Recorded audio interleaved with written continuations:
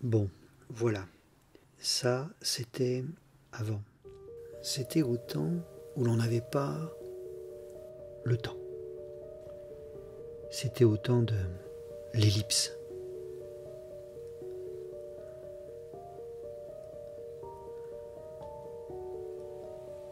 Cette machine à passer sous silence.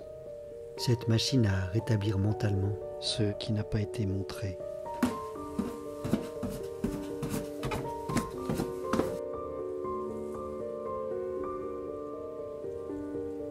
Cette machine à raccourcir. Cette machine à couper. Cette machine à faire tchac. Mais on était pressé. On était impatient. Impatient de passer d'une image à l'autre. Impatient de passer d'un espace à l'autre. Alors, on a accéléré. Encore. On a aiguisé les couteaux. Et on a tout charcuté. On a coupé. Tchac, tchac, tchac, tchac. Et on a raccourci. À mort.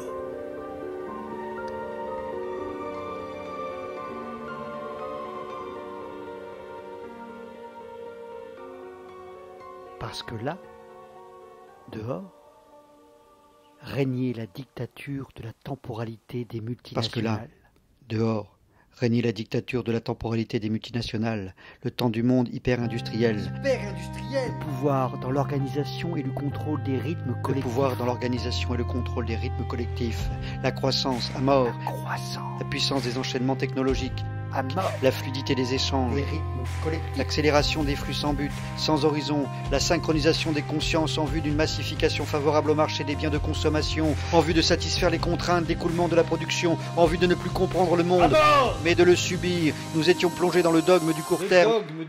La culture de l'impatience. La culture de l'impatience, une vision du temps recentrée sur le présent, ni passé, ni futur. Seule la tyrannie du présent constant sans mémoire, une contraction du temps. Ni passé, sans mémoire, ni futur. Le règne de l'efficacité à brève échéance. Chaque multinationale.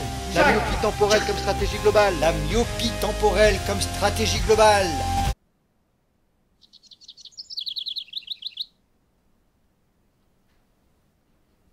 Puis, il y a eu la chose. Quelqu'un a dit, restez là dans vos salons, dans vos cuisines, dans vos chambres.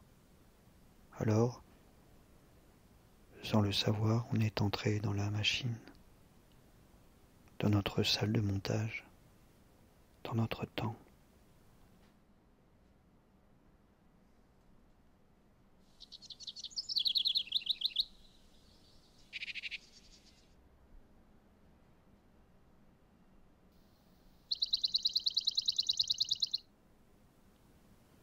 Tout à coup, on découvrait que notre présence au monde avait été écornée, notre temporalité avait été émiettée, déchiquetée par les chaînes de production, de consommation et de profit.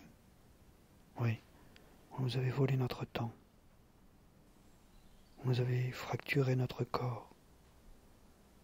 On l'avait mis à mal.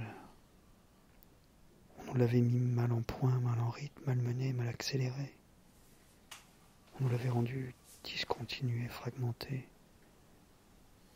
On nous avait fabriqué un corps ellipsé.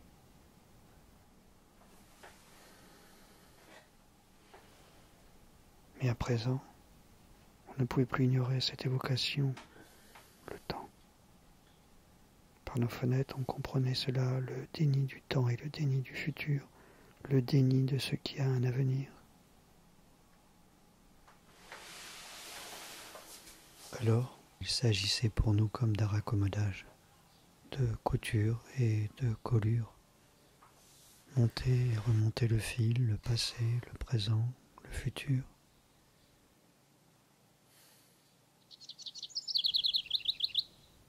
Dans nos intérieurs clos, on réinventait des pratiques pour vivre authentiquement le temps. On réhabilitait le temps long. On habitait le temps, on repeuplait le temps de nos singularités, de nos multiples pensées, de nos émotions, de nos envies, de nos espoirs. on faisait du temps notre demeure.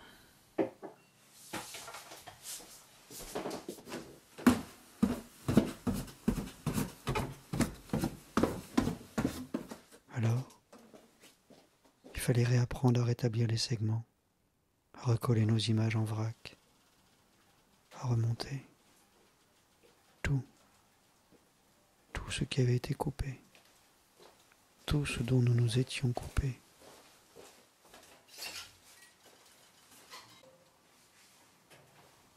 Dans le silence de nos murs, maintenant on comblait les trous, on comblait nos absences.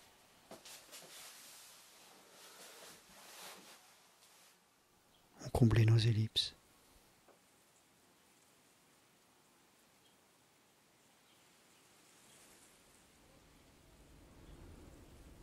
Maintenant, on pouvait dire qu'on avait un avenir.